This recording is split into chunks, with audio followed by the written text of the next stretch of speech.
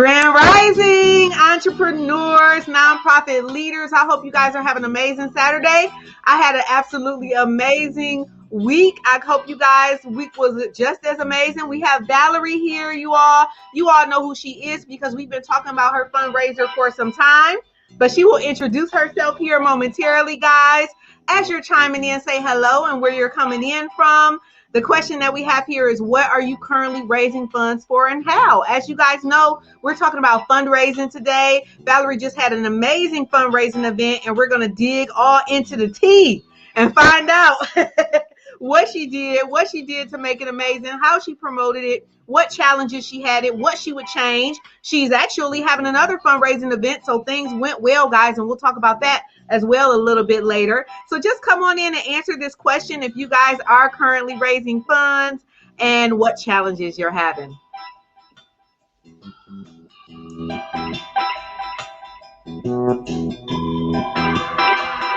Come on in.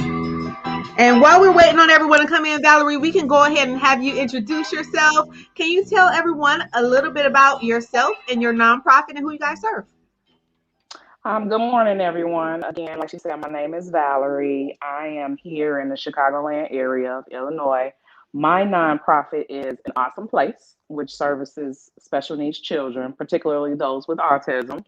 I'm almost a year old. I'll officially be one in June, so that's next month. So I'm excited about the journey. That's Yay! for sure. Congratulations. Yeah, That's the yeah, anniversary. That's always a yes. fundraising event in itself. I'll figure Mhm. out something to do nonetheless. But I've been pretty busy with planning and just making things happen. So I'm really, really happy overall. But I also service the parents and the children, the siblings, I'm sorry, of those with special needs because they need a little bit more love too. So I'm just branching out in multiple areas between the speech and occupational therapy for the children with autism themselves and then the therapies and the workshops for the parents and siblings. So we're one big family. That's awesome. And that's awesome that you guys thought about that. I've always thought that was a very unique and amazing approach that you guys take, because realizing that everyone that's linked to the child is going to need some support. Sometimes we forget about that, so that's awesome. Have you already built a network of a lot of other parents who deal with the same? Yes, and that was actually before I started the nonprofit, and that was the reason that led me to it as well because I myself am a special needs parent. My 12-year-old daughter has autism, and just being connected with other parents throughout my journey. So yeah, I stay in contact with them. But then, as I've been moving with An Awesome Place, out meeting more people, of course, the network has expanded, and it was just like, wow, there are so many of us. We definitely need to be connected because the prevalence of autism has really shortened. So it used to be 1 in 70 something. Now it's like 1 in 30 something per Oh, wow. children. Yeah, that's being diagnosed with autism. And you have no idea what to do, who to turn to. So the support, you definitely need it with those who understand. Hmm. Do they say why it's increasing that way? Have they linked anything? More so because more children are being diagnosed. Oh, okay. So Yeah. sometimes Like it at was like you first, would. if you remember back then, it was just kind of like if there was a kid in your class and he or she might have been a little bit different, your classmates would be like, she weird, he weird. Hmm. And, you kind of poke fun at them. And then some was like, oh, well, I'll just be their friend. Well, now, since all of the medical field has increased in their studies, when you check your child in to be assessed, that's pretty much what comes back as the diagnosis. Oh, okay. Well, that makes sense. Well, I guess that's kind of a good thing that more are getting diagnosed, because then they can take the steps to be able to help, and adjust some things and learn in the way that they can learn. So that's awesome. Absolutely. Early intervention is best because it'll allow the child to get those therapies early, like in the brain forming years, as they say, which is like 2 to 5 years of age, and then from there it'll set the pace on how well they develop with those therapies and continue on, so to have a better quality of life throughout their entire life. Absolutely. Well, that is awesome. I'm so glad that you've linked in with that community and you've done something. I know that the last time we talked, you were talking about how you saw all the support services and counseling and therapy and different things that was available, and you saw gaps. And so then you said, you know what, I'm going to step in and see where I can fill those gaps. Tell us about your marketing of your event. Well, before you do, Love to Life said, challenge with raising funds is telling people I know, putting yourself out there. Oh my goodness, y'all talking to the right person right here. And what are you raising funds for? She's making sure they have enough information. I don't know which are Love to Life. Okay, she's specifically serving youth. So making sure that the youth have enough information. I was trying to remember to make sure that the area was in there. But what would you say to that, Valerie? I know you're amazing at that, putting yourself out there, talking about the cost, talking about what you're doing. You come on live, you share a lot of different things. That is a huge challenge for a lot of people. Can you talk a little bit on that, on how you are able to do that so easily? Well, for those who are, now I'm not an introvert, but for those who are an introvert, I believe the video would best work for them because you get to record yourself, however many times you see fit, and then post the one you like best. And Mm-hmm. it still puts your information out there. For me, I don't mind doing live or video or calling or, just whatever it takes because I I need people to understand what exactly it is I'm doing, and I need them to have enough belief in me and instill enough credibility in me that they're moving forward with my mission as well, directly or indirectly. So that was important. So prior to me starting the nonprofit, everyone pretty much seen how I handled my middle daughter, the one who has that's my little toddler, the one who has autism. Uh-huh. So they saw that and was like, okay, so now that I transitioned over into a nonprofit, it was like, well, she's already been doing this. She already has the credibility. We've seen her background story. So Mm-hmm. we know and believe where she's going with this. I mean, we see the progress with her own child. So just imagine how many more families she'll impact. So I would directly just say, first of all, you're running a nonprofit, so that means you have a belief or a heart to serve for some kind of mission. But what are you presenting to the people? Because we're all asking for something, like when we are asking for donations and sponsorships and just whatever it is to make the nonprofit go. But how transparent are you? Hmm. I tell people, hey, listen, I have an autistic daughter. I don't know the answer to everything. Some things I'm going off a wing and a prayer because Mm-hmm. it's new to me and I'm learning as she changes, I have to change with her. So as it relates to servicing an entire community, they see that and they're like, okay, well, we still believe in you enough to move forward. So I would really say that that would be the biggest thing with your audience as far as like how you're generating those funds or how you're getting your message out there. What are you translating to them? And then your social media is important. So like one day you can't be on there, doing like all these, your personal life is your personal life. So some things Uh-huh. is not for social media, particularly when you're trying to build, your following, which I use my personal page at first, and now I'm transitioning over to the business page. But because Mm-hmm. I have so much of a following on my personal page, people tend to stick with that. So I'm still Mm-hmm. working on that part. But I'm conscious about what I post on my personal page. A night of fun that you may or may not remember, that don't need to go on there right away versus you putting the information out there about your non-for-profit. So if I'm servicing children, then they need to see me at the basketball court, playing with some kids that play ball or, little girls that are in the nail shop or just whatever it is you do to service kids. I'm putting more of that out there than what I'm doing behind the scene if it does not direct correlate with each other.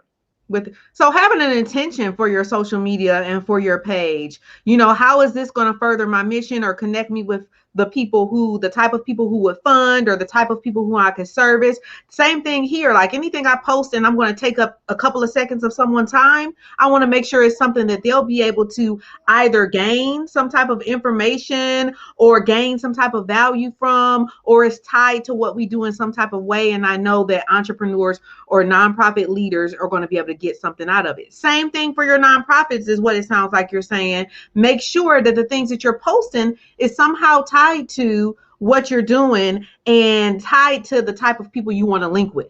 Being intentional about what you post and not drawing in, not just kind of posting anything, thinking about that. Another thing I'm hearing you say is how much your story is tied into your nonprofit's mission, which I think is huge as well.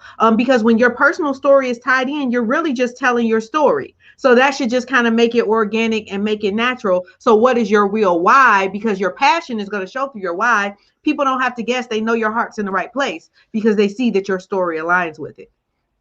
So, and then you never know, like when you post something, because you have more people that watch than that may actually interact. And somehow people will come to your social media and you never knew. Like if you ever wonder, like, oh, I got 500 views on a video. You're never going to see who those 500 people are. And then you might be like, I don't even get 500 to interact on my post on a regular day. It's always somebody that has been led to your page some way, somehow. So if that is a potential new person, directly or indirectly, that'll be connected to your business, you just want to give them something positive to show. Absolutely. Just thinking about those new people who are checking it out, and that's the great thing about posting on social media is that it can live as long as you want it to live forever, on social media. So you're constantly spreading it while you're sleeping. Someone may take a look at some of your videos at your last event, or take a look at something that when you introduced your nonprofit. So realizing that every video that you do is an opportunity to spread your mission. So I like that concept, and the concept of thinking about one thing that a lot of branding and video marketing specialists and things like that talk about that concept of one-on-one. You're just talking to one person. You're just talking to the one person that will fund you, or your one client, or something of that nature, not thinking like, oh, okay, kind of taking on the concept of all these people. Does that make sense? Sometimes people get nervous because they're on live or they're doing a recording and they start thinking about all these people and who these people are, and they get a little overwhelmed by that. But just thinking, hey, if my ideal donor was standing in front of me, or somebody who would want to contribute, how would I speak with them? And then doing that on camera. So it looks like Dee said, and we'll dive right into the actual event here in a minute, guys. I started a nonprofit to mentor teens in Southwest Florida, Cape Coral. Oh, awesome. Our mother-in-law's from there. It's just me. So anything I've done this far is come out of my pocket. I just recently got 501c3. Congratulations, Dee, for getting your 501c3. First off, guys, give us some emojis and things like that, and shout outs to Dee, you all. Yes, that is the first step, and it's amazing. Do you remember that day when you got your 501c3? Yes, it was in July, and I was excited. Like, I don't even know what all this means, but we in here. We got it. It's official. It's official. Oh, yeah, that's hubby was saying that. Yes, my mother-in-law is from there as well. All right, well, let's dig right into here. Let's start from the beginning. I know we talked about the event planning a little bit, but for those who didn't see it, tell us about you getting the idea and when you started to brainstorm on ways to raise funds and what type of fundraisers you wanted to have. When was that about that it came to mind that you knew you wanted to do a sneaker ball? That came about at the turn of the new year. So in January, because my goal is to have the physical location of the center open in August for my birthday as a gift to self, a proud accomplishment nonetheless. So in January, I was like, okay, I need to start doing some of the actual groundwork on what it is I want to do. And so, of course, we're dealing with COVID. You have some folks that's antsy to get out. Some of the restrictions here in Chicago have gotten lighter. Actually, now, pretty soon, everything will be opening up. But back then in January, things were still very limited. And, there are some people who want to get out. You've been at home for a year and a half, however long, and you just want to get out and get back to life. And so what do we do best? We party. We come together, celebrate good things, birthdays, whatever it might be. And so I was like, okay, I want to have an event, but how can I make it unique? Like I didn't want to traditionally just say, hey guys, can you donate to my fundraiser? I didn't want it to be dry per Mm-hmm. se. And I wanted something that everybody could participate in somehow. So I was like, well, let's do a sneaker ball because that's currently trending. So a sneaker ball is a formal at the top down to the ankles dress, and then your sneakers at the bottom. Mm-hmm. So you're wearing your cool kicks, whatever, and you're just partying. And so what I did was I followed the restrictions for COVID here in Chicago, which was at the time no more than 50 people can be in an establishment. And so I decided to set the fundraising donation minimum amount of $50. Of course, they could donate more, but the minimum would be 50. So I took that 50 people limitation with the $50 funding fee, and that brought me to my goal of 2,500.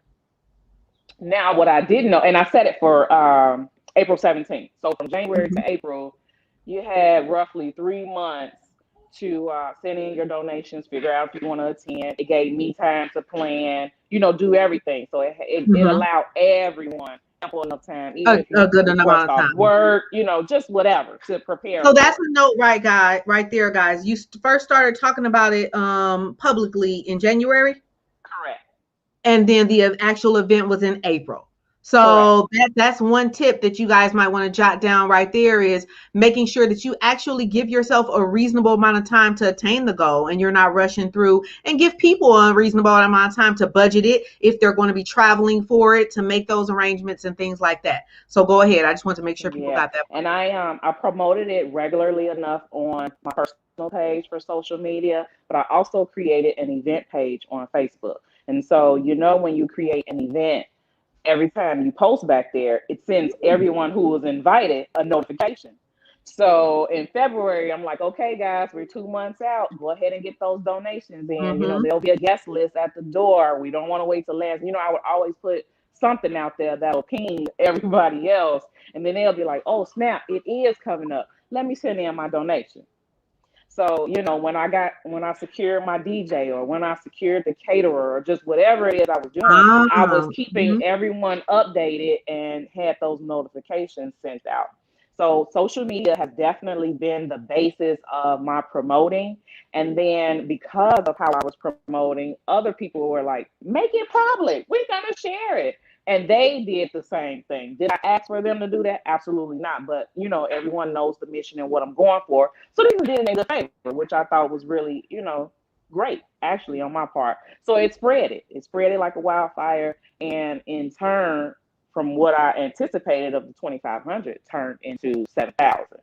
Now, Hmm. no, all those people who donated did not show up. There were some Mhm. who sent their donations in and said, hey, we're still kind of being mindful of COVID, but we want to show, our support. Here's the donation. And then some send more than the minimum. And I'm like, wait, is this for you or a plus one? They're like, no, this is just me. So, I was grateful in their generosity of sending more than I set the minimum, because if you let people decide how much they'll send you, they may not send what Right. it is you're Mhm. looking Mhm. for. So that's Mhm. why I did $50. $50 is reasonable per person. We can think of a lot of things that we spend $50 on mindlessly. So I Mhm. figured that was a number that wasn't excessively low, but neither excessively high. And it worked out really, really well. I'm jotting that down too. Set a minimum donation amount that's reasonable.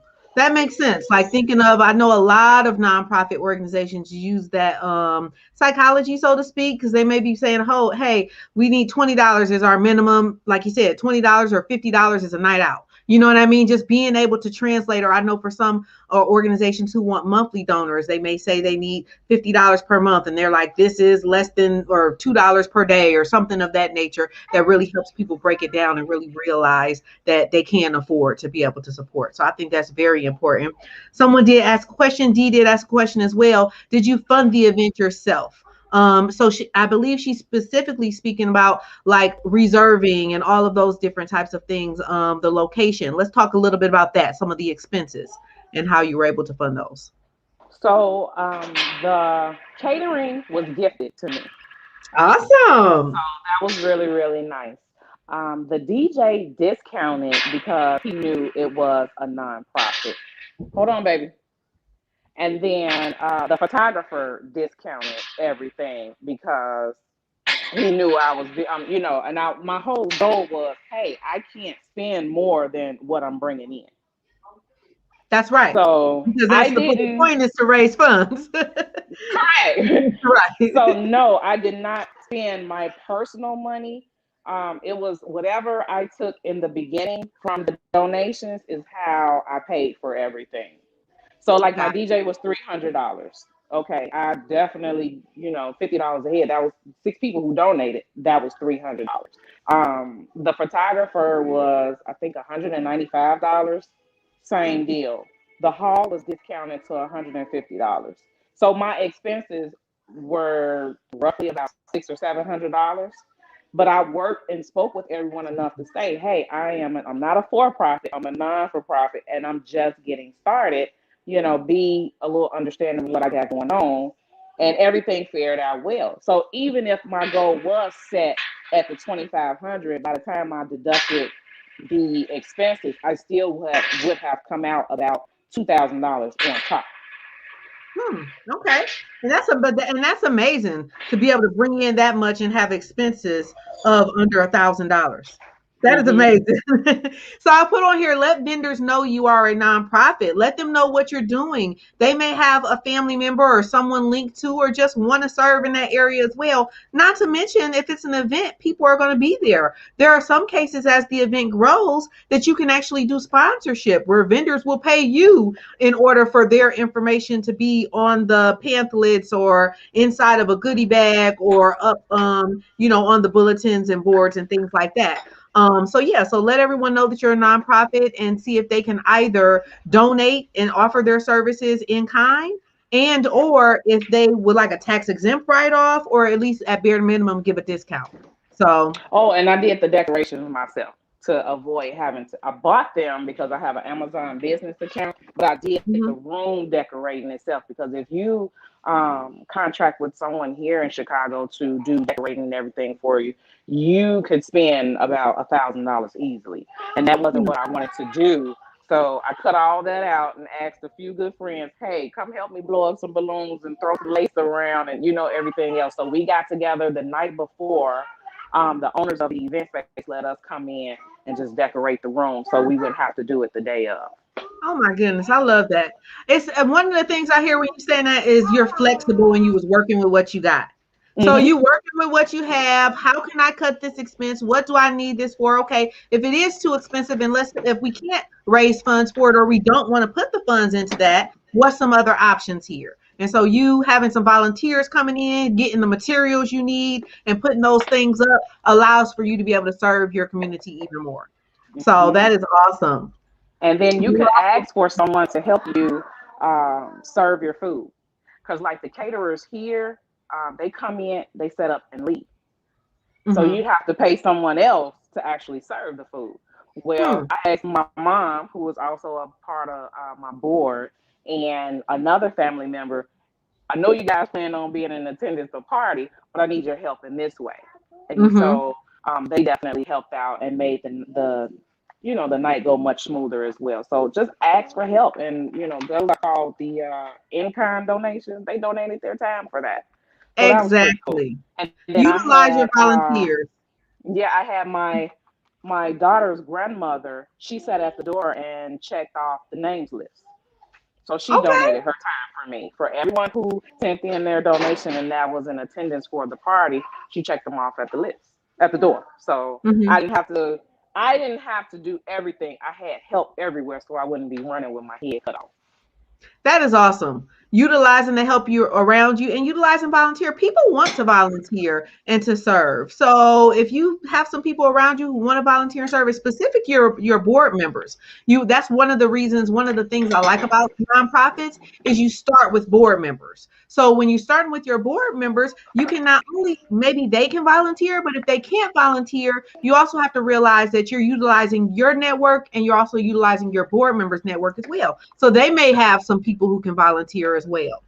Gayla says suggest donations and maybe send a small a small donation gift. Absolutely. She was just putting that note down for us. Thank you, Gayla. Appreciate that. Dee also asked, do your board members pay a membership fee? No, they do not. They Okay. donate their time in whichever way is possible, and then if they don't, whatever they donate, they do just that. So no, there's no set amount that they pay monthly or well, this will be my first year, so not yearly. They just show up and support in whatever way is possible as of right now. And I'll add to that, Dee, typically most nonprofit organizations, in the first maybe year or two, they do not have a minimum donation for board members. There are, as nonprofits begin to grow, sometimes nonprofits will have either an annual minimum, like within this year, we would like for you to give, and it's normally something really reasonable, like, as you're starting, it may be 500 over the entire year or 1,000 over the entire year. And there are some nonprofit organizations where they just straight do have to have a monthly membership fee or something of that nature, in order for them to be able to run as well. So they all operate differently. But the reason why the first couple of years you typically don't have a membership fee is because you are going to be asking more of your board members' time than you will after you guys are up and going and you have a full staff and things like that. So that's just to extend a little bit on that.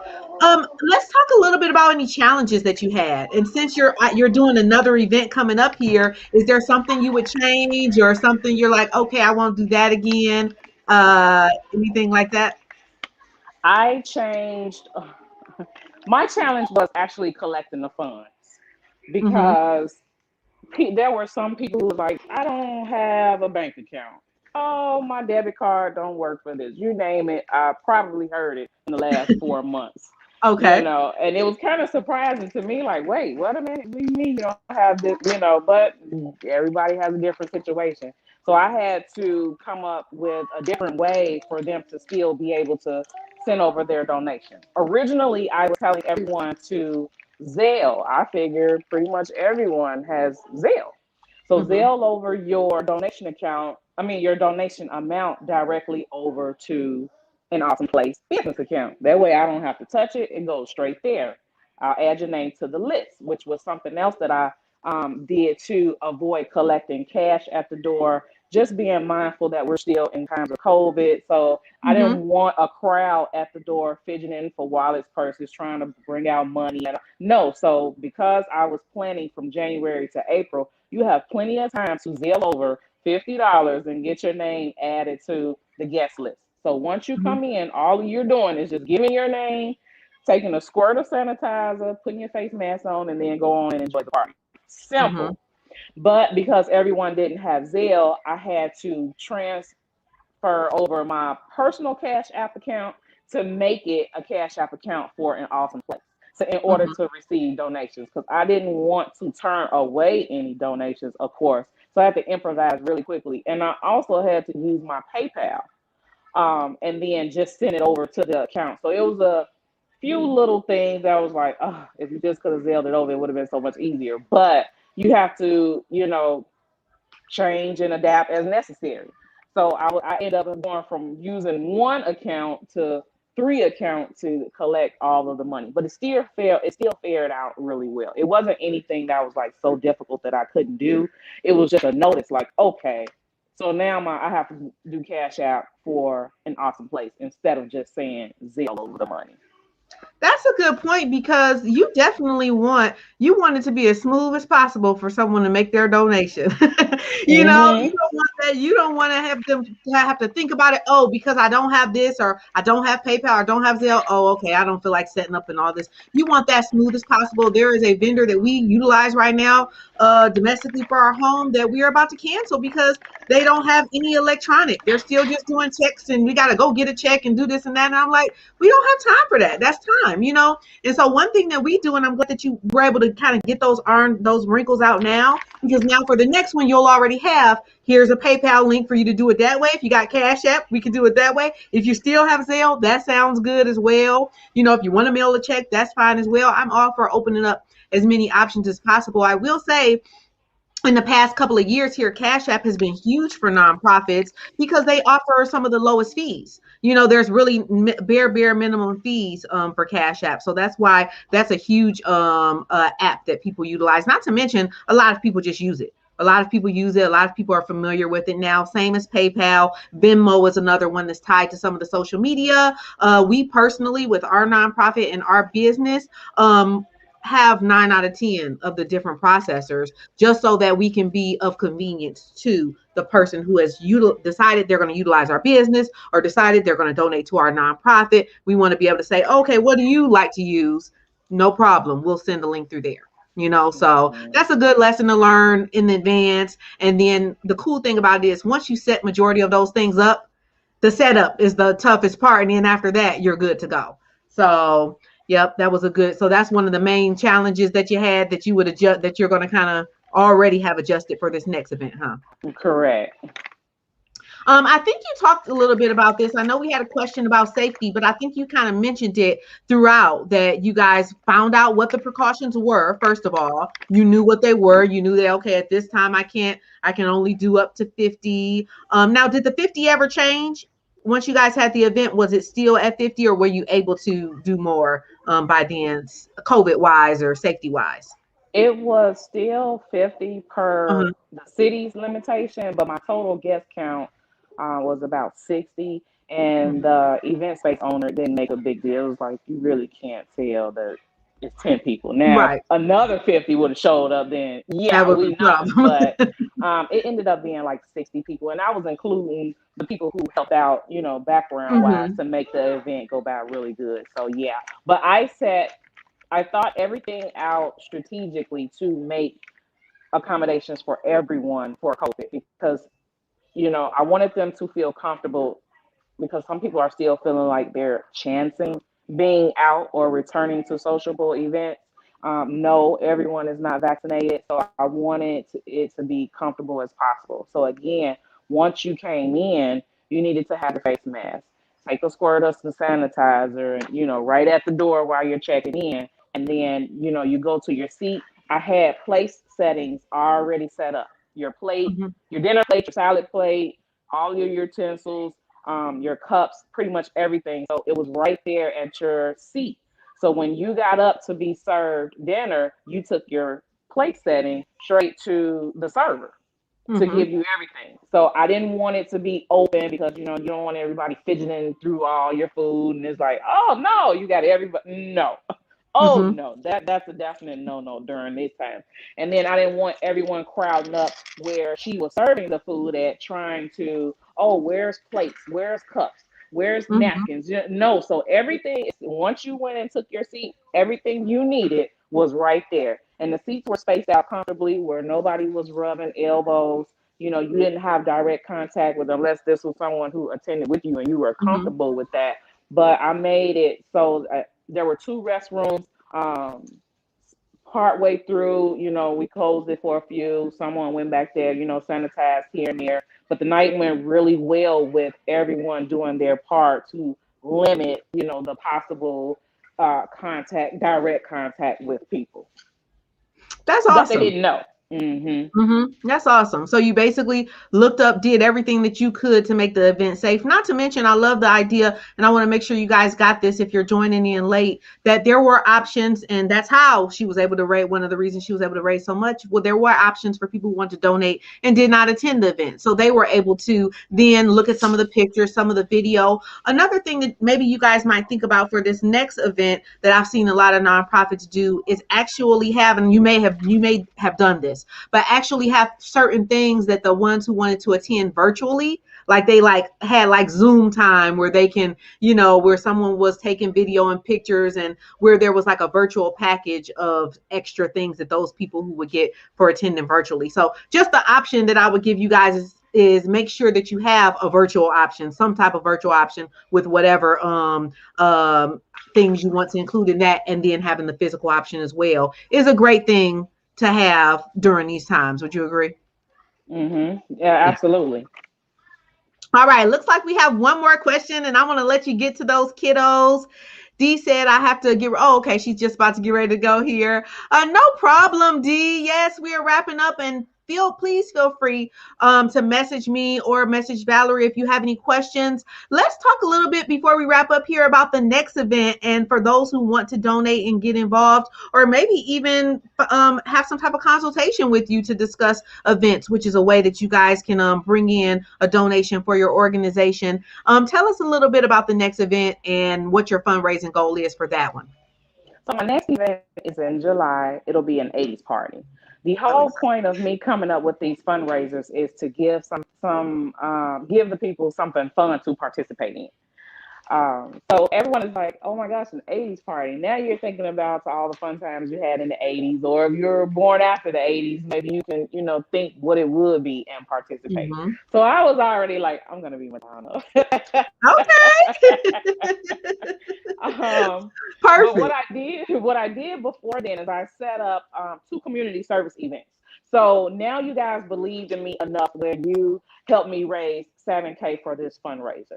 So I set up 2 community service events, one of them being of which I partner with a young lady that owns a candy store ice cream shop. And for 2 hours, we're going to block off public traffic and have it exclusively for the parents to bring in their autistic children. Because sometimes being in public can be challenging for a special needs person who's dealing with sensory issues, fear of other people. And then, so everybody in public is not well-mannered, and, we don't want those children or their parents to have a negative experience. So it's just for them. So we've partnered on that, and some of the money I used from the sneaker ball, I took care of that. And then I'm also doing where I partnered with a barber who's going to cut 10 kids' hair. Okay. That'll allow the kids, because some children have challenges with getting haircuts because of the feeling of the clippers going across your head, just all of that bothers them sensory wise. So for those who are able to sit, and for those parents who are ready to see if their child is ready to go to the next level, bring your child in. We took care of that. So not only did I raise the money, but now I'm showing the people, hey, this is what you guys helped me do. It's helping me get out here and do the groundwork. So those 2 events will be in the month of June, which will lead me into my next fundraiser in July, which is the 80s party. So that I'm really looking forward to just everything. I Promoting gotta on give a social hand clap for media. that. Yes, because showing that's where that social media comes into play, and why it's so important and so productive is you can now tie in with your audience and say, thank you for everything you're doing. And these are some of the different types of activities and different types of resources I want to provide for children. So that is awesome. That is awesome. That's a great way to also promote and get the word out. And so that they can see what you're doing and also see how they can help at the same time, guys. So we're going to have Valerie's links here. If you want to just donate, she has those opportunities as well. If you want to donate to a particular event, she'll have that information, I'm assuming, on the website as well. And then on her social media page, she's going to be posting all those updates as well. Thank you so much for coming on. We really appreciate you. No problem. Thank you guys for having me. I am with sharing all the information to help everybody. We in this together for sure. Yes, absolutely. If nothing else that we've learned during this pandemic is that if there's an area of the community that you want to serve and you want to see change, then you're the one that needs to go out and take those steps to start making that change happen. Stop looking to the left and looking to the right. I wish somebody would do this, or maybe no, if you wish somebody would do this, you see that gap, go ahead and be that person to fill in those gaps. And people are looking for individuals who are doing things for the community that they can donate to. If any of you guys are doing a fundraiser right now, share your fundraising event. What are you raising funds for? There may be some people watching here who want to donate to you. One of the things that we did earlier today, we went to the farmers market and just, not in donation because majority of them are not nonprofits, they're small businesses, but just contributed to small businesses. One thing you guys want to do as consumers is make sure that whatever you're having coming in, whatever funds you have, that you're putting into good places. And that's why nonprofits going onto social media and sharing who they are and what they do, just showing that they're good ground for some of those donations. So thanks again, Valerie, for coming on. We really appreciate you. Guys, if you get some time today, donate to a nonprofit or support a small business. Show what you want to see in the world through not only your actions, through not only your time, but also through your wallet. because if you don't, no one else will. As we all come together and give small amounts, those all make major change. Did you have any idea that you would raise 7K in this event? Absolutely not. Absolutely not. I was blown away, like, oh my gosh. But I'm thankful for having favorable reports with people. That's first and foremost. I'm thankful for those who I've supported, that they came back and, returned the favor in abundance. Just a number of things contributed to that, just the overall being and the purpose of where I'm going with that. And it was just, and to think this nonprofit just started really because I was that parent that wanted to see the changes that was going on, and that's exactly how you said it. I had to get up and be that change I wanted to see. Absolutely, absolutely. Guys, give an emoji. Congratulations. Lastly, before we leave, Miss Wilhelmina said, I'm going to get busy raising money for my nonprofit and supporting others. That's awesome. Thank you for the inspiration, Valerie, to help other people to start raising funds as well, guys. If you're in need of help of nonprofit consultation, legal services, funding, development, feel free to check out our website to grab a checklist or see some of the services we provide as well, guys. And we will see you all this coming week. This has been a flex week. If you all want to know how my flex week went, I posted in my stories. I'll probably do a post next week, guys. We're going to be coming out with the May calendar this week. So we'll have that May calendar coming out this week as well, guys. So be on the lookout for that maybe this coming Monday. And I will see you all in the next live. Have a wonderful Saturday. Bye, everybody. Thanks, Valerie.